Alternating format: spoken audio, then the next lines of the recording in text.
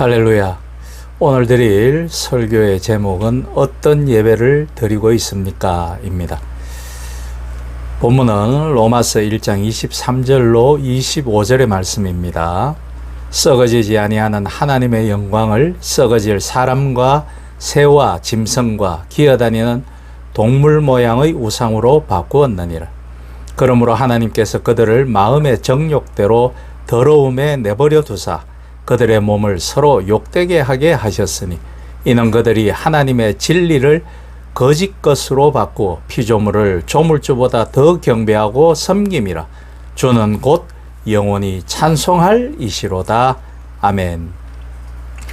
창세기 3장의 아담과 하와의 범죄 이후 4장에서는 가인과 아벨의 제사 이야기가 등장합니다. 아벨의 기사는 아주 간단하게 기록되어 있습니다. 아벨은 제사를 드렸는데 형 가인보다 더 나은 제사를 드림으로 의로운 자라 하시는 증거를 얻었다라는 것입니다. 그런데 그 제사로 인하여 아벨은 형 가인에게 죽임을 당하고 말지요. 아벨은 단 한 번의 제사를 잘 드린 것으로 인해 죽음을 맞이한 것입니다. 인간적으로 보면 너무 억울한 일입니다.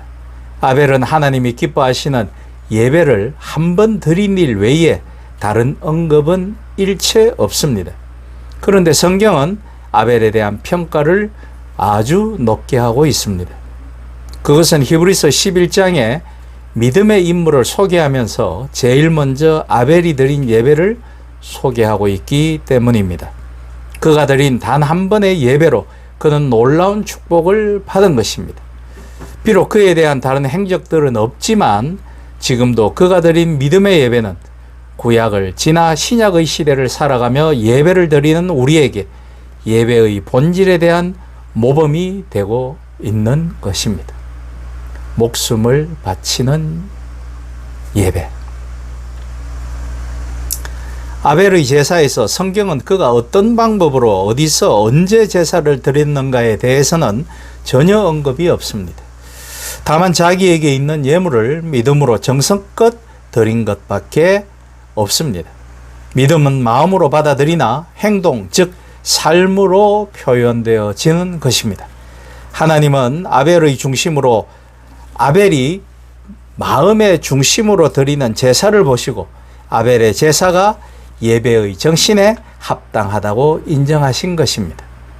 그러므로 우리가 드리는 예배는 예배당의 화려함이나 규모보다 얼마나 신도가 모이는가 등의 지극히 물질적이고 규모적인 것보다 얼마나 하나님의 마음에 합당하게 드려지는가가 중요하다는 것입니다. 결국 예배는 보이는 것보다 보이지 않는 하나님의 마음에 맞는 것이 예배의 제일된 원칙이 되는 것이죠.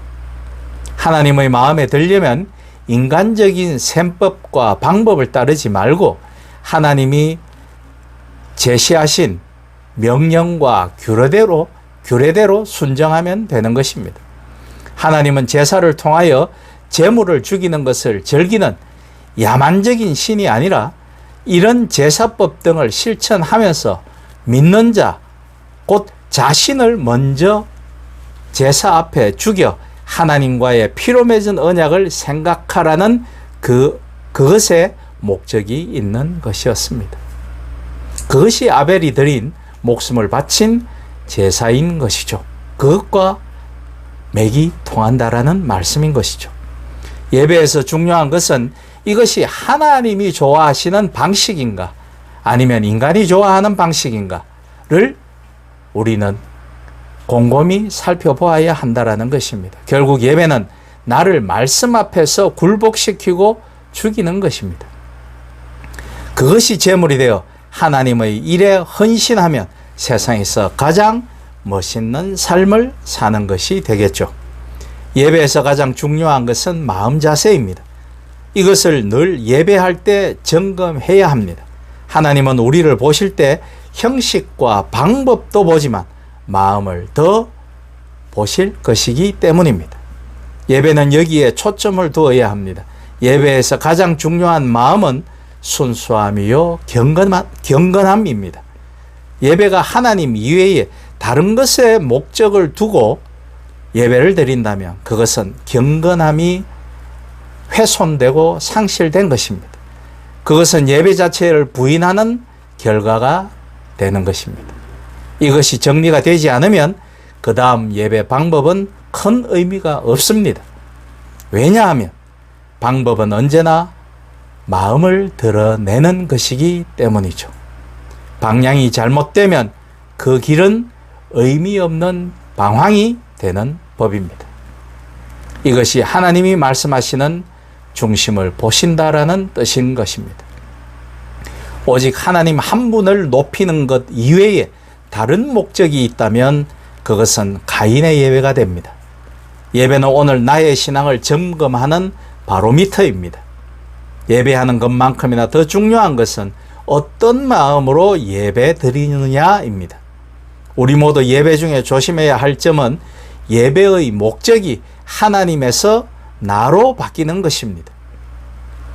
예배가 하나님 자체가 아닌 수단으로서 프로그램 중심 또는 전도를 위한 행사가 되거나 사람의 마음을 위로하고 축하하는 것으로 변질되는 것을 조심해야 합니다. 우리 속에 이것을 과감히 제거하는 일이 필요합니다. 예배를 자기의 목적을 이루는 집회가 되는 것은 특히 위험한 일입니다. 이것은 하나님의 이름을 경홀히 여기는 신성 모독의 죄를 짓는 것이기도 합니다. 신앙을 자신의 영달을 위한 도구로 삼아서도 안 됩니다. 구원과 영생조차도 하나님보다 우선될 수는 없습니다. 영생을 얻기 위해 하나님을 믿는 것은 참 신앙이 아닙니다. 자기 목적을 이루기 위해 하나님과 예수님의 이름을 부른다면 그것은 위험합니다. 주여 주여 한다고 다 천국에 가는 것이 아니라고 예수 그리스도는 우리에게 경고하셨습니다. 그렇게 큰 소리로 외치고 고함을 치듯 기도한다고 하나님이 임재하는 예배가 되는 것은 아니기 때문입니다. 바알 숭배나 아테미 신전 예배는 신의 이름을 수백 번 하나된 목소리로 반복하여 부르며 제사드립니다. 그러다 보면 거기에 신비로운 힘이 임재하는 것처럼 느끼는 순간이 온다라는 것이죠. 집단 최면 또는 집단 황홀경에 빠져드는 순간인 것입니다. 웅장한 건물과 신비롭게 치장한 예배당에서 또 많은 사람들이 모일수록 거기서 느끼는 감동과 은혜는 사람에게 크게 느껴지기도 하는 것이기 때문이죠. 많은 사람들이 이 함정에 빠지고 맙니다. 그것은 인간의 마음에 초점이 있지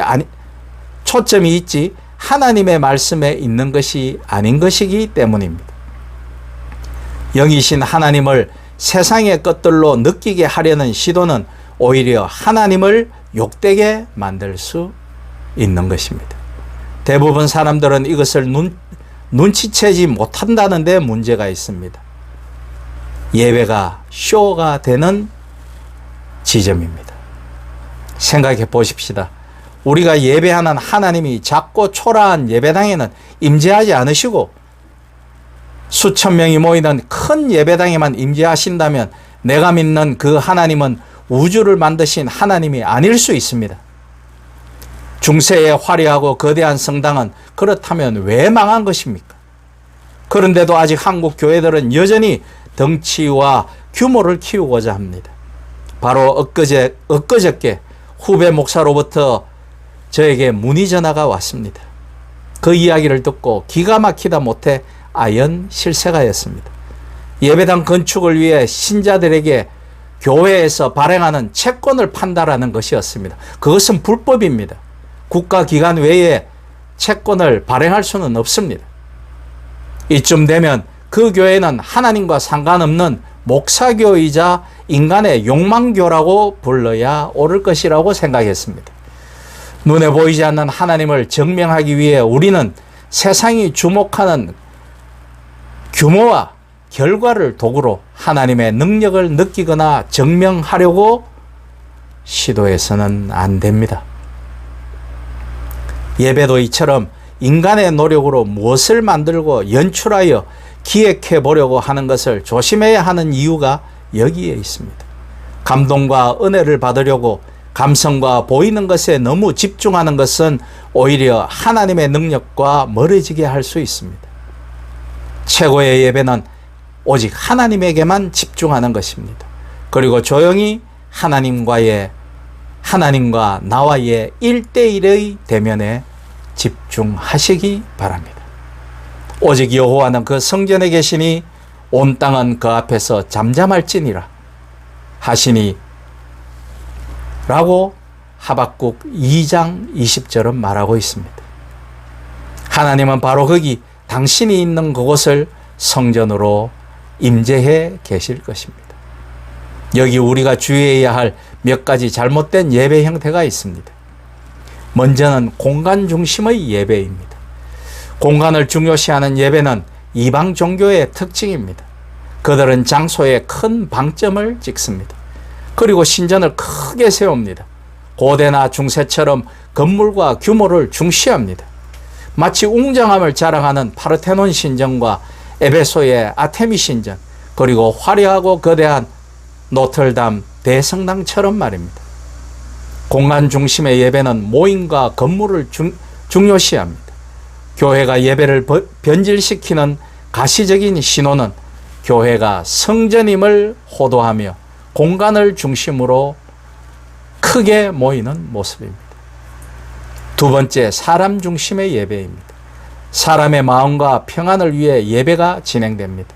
그러다 보니 예배의 방식도 인간의 즐거움과 편의를 위해 구성되죠. 메시지 내용도 사람들이 듣기 좋은 말씀으로 가득 차고 모든 것을 사람을 위한 도구로 삼는 예배의 유형입니다. 축복이 남발되고 거짓 예언과 저주가 버젓이 교회 안에서 자행됩니다. 심지어 하나님의 말씀도 인간의 선택에 의해 결정되고 자신들만의 하나님을 만들어갑니다. 이단이 태동되는 것입니다. 사람이 하나님을 부립니다. 이쯤 되면 기독교와는 완전히 결별한 이단인 것이죠. 정광훈, 소년보 씨 등의 예배를 빙자한 집회가 이런 유에 들어맞습니다. 이들은 목사라기보다 이제 교주, 박수무당이 더 잘 어울립니다. 세 번째는 시간 중심의 예배입니다. 예배 시간과 정한 날짜나 절기를 중심으로 모이는 예배 유형이죠. 영적 깊이가 있고 예배의 본질을 추구하는 면에서는 긍정적인 평가를 받지만 예배 시간이나 장소를 고수하다 보면 예배가 폐쇄적으로 변질되어 버릴 수 있습니다. 예배를 위한 예배를 드린다라는 말씀입니다.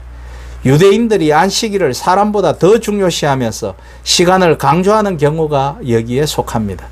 전쟁이 한창인 예루살렘에서는 요즘도 금요일 오후 6시만 되면 모든 상점은 문을 닫게 되어 있습니다.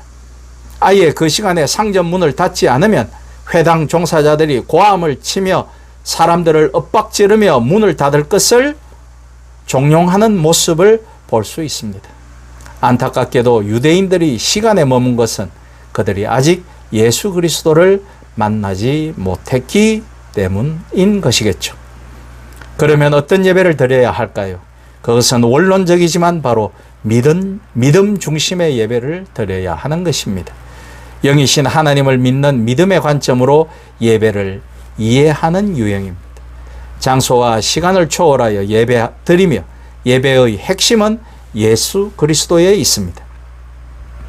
마음으로 오직 주님만을 믿고 온전히 자기 자신을 주님 앞에 순종시키며 하나님의 영광만 드러내는 것에 초점을 두는 예배를 드려야 하는 것입니다. 가정이면 어떻고 랜선으로 드리는 인터넷 예배면 어떠하며 자연 속이면 어떠합니까? 새벽과 낮에 상관없이 30분이나 몇 시간에 구애받지 않고 영과 진리로 오직 삼위의 하나님에게만 집중하여 드리는 경건한 예배가 중요한 것입니다. 아벨의 예배와 수가성의 여인이 드린 예배가 여기에 해당됩니다.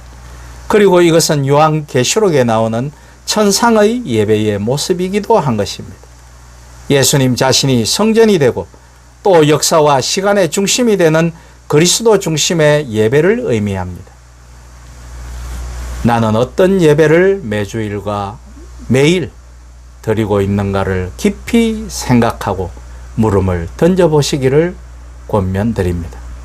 바라기는 우리 주 예수 그리스도께서 주시는 평안과 지혜와 복이 이 설교를 들으시는 모든 분들께 함께 하시기를 예수 그리스도의 이름으로 축원합니다.